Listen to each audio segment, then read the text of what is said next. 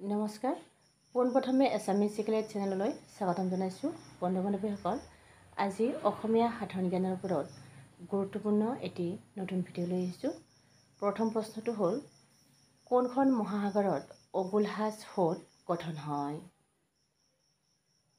Answer option এ ভাৰত মহাসাগৰ। ভাৰত মহাসাগৰত অবুলহাজ হ্ৰদ গঠন হয়।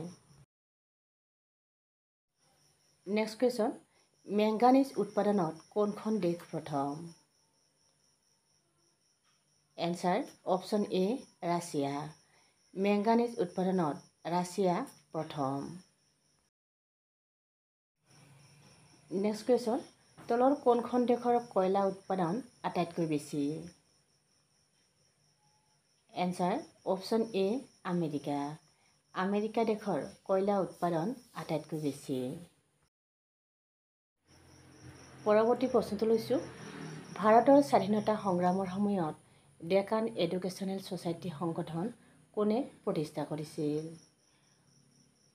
Answer option C Bal Gangadhar তিলকে।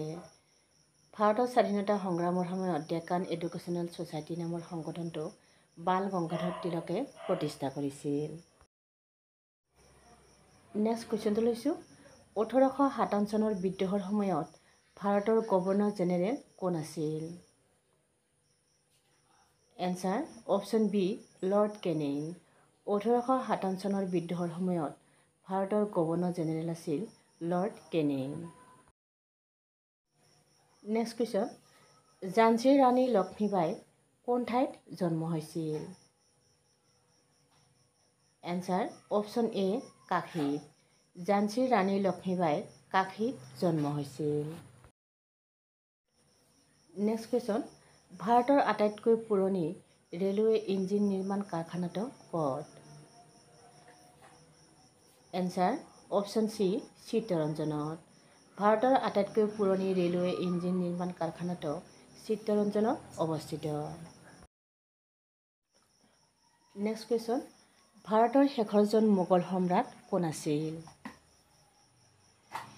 Answer option D Bahadur Shah Zafar. ভাৰতৰ শেষৰজন মোগল সম্ৰাট আছিল বাহাদুৰ শ্বাহ জাফৰ। নেক্সট কুৱেশ্যন, ভাৰতৰ কোনখন চহৰত বলীউড চলচ্চিত্ৰ উদ্যোগ আছে? Answer option B Mumbai. ভাৰতৰ মুম্বাই চহৰত বলীউড চলচ্চিত্ৰ উদ্যোগ আছে। নেক্সট কুৱেশ্যন, ভাৰতৰ ভিতৰত কোনখন ৰাজ্যত সৰ্বাধিক পকী পথ আছে? Answer option C Orissa. ভাৰতৰ ভিতৰত উৰিষ্যা ৰাজ্যত সৰ্বাধিক পকী পথ আছে। নেক্সট কুৱেশ্যন, মানুহৰ মগজু কিমান বছৰৰ মূৰত দুৰ্বল হ'বলৈ ধৰে? ইয়াৰ এনচাৰটো হ'ল অপশ্যন এ 60 বছৰৰ পিছত। 60 বছৰৰ পিছত মানুহৰ মগজু দুৰ্বল হ'বলৈ ধৰে। নেক্সট কুৱেশ্যন, হিন্দী ভাষাৰ প্ৰথমখন কাকত কি আছিল? Answer option C Udant Martand. Hindi ভাষাৰ প্ৰথমখন কাকত আছিল উদান্দ মাৰ্তাণ্ড। নেক্সট কুৱেশ্যন, বোমা তৈয়াৰ কৰাত কোনটো ফল ব্যৱহাৰ কৰা হয়?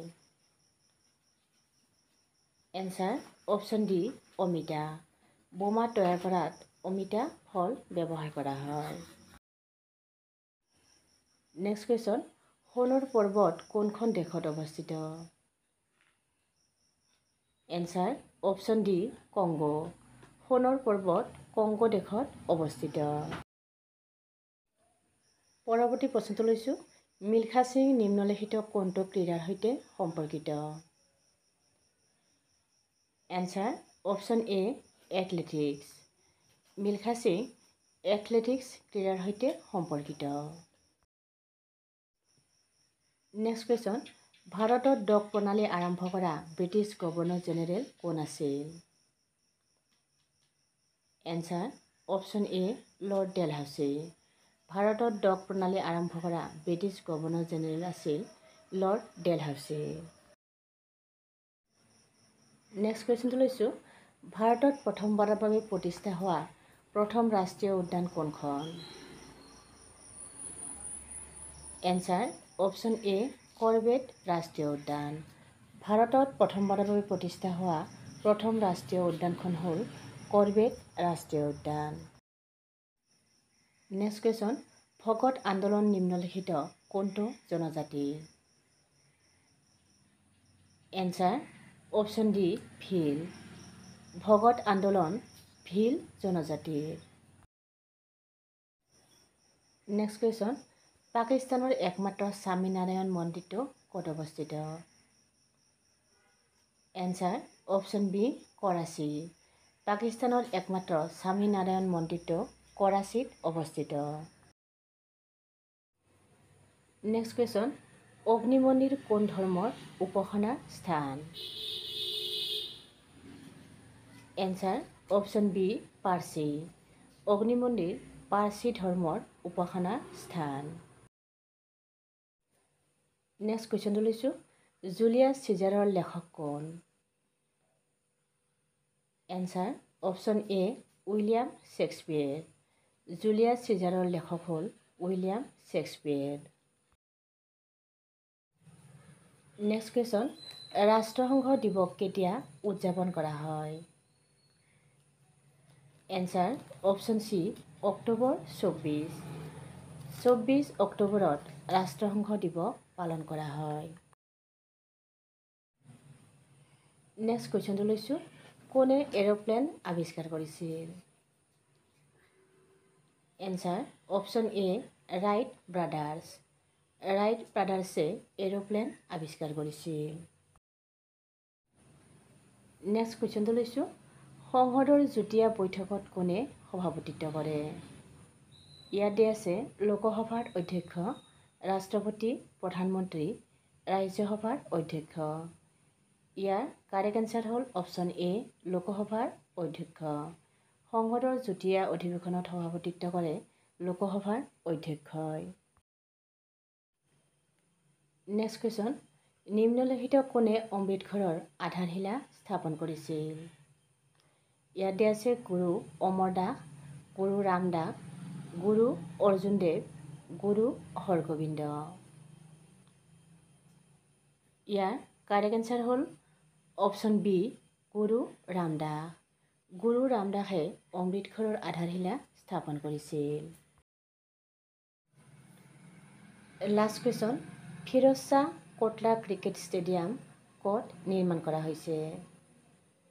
ইয়াত অপশ্যন দিয়া আছে মুম্বাই, নতুন দিল্লী, কলকাতা, চেন্নাই। ইয়াৰ কাৰেক্ট এনচাৰ হ'ল অপশ্যন বি নতুন দিল্লী। ফিৰোজ শ্বাহ কোটলা ক্ৰিকেট ষ্টেডিয়াম নতুন দিল্লীত নিৰ্মাণ কৰা হৈছে।